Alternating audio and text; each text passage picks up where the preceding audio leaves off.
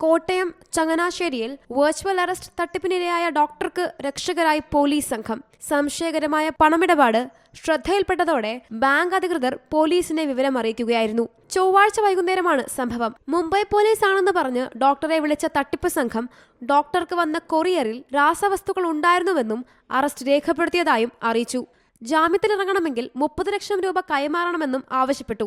ഇതോടെ ഡോക്ടർ ആദ്യഘട്ടമായി ആവശ്യപ്പെട്ട 5.2 ലക്ഷം രൂപ കൈമാറുകയായിരുന്നു.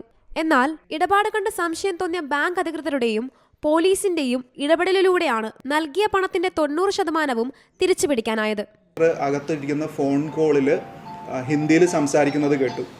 ഈ ഫോൺ കോൾ ചെയ്യുന്നതിൻ്റെ ഇടയ്ക്ക് നിങ്ങൾ പുറത്തേക്ക് പോകരുത് എന്നുള്ള രീതിയിലാണ് ഫോൺ കോളിൻ്റെ ഇടയ്ക്ക് നിങ്ങൾ പുറത്തേക്ക് പോകരുത് എന്ന് ഹിന്ദിയിൽ പറയുന്നത് ഇൻസ്പെക്ടറുടെ ശ്രദ്ധയിൽപ്പെട്ടു.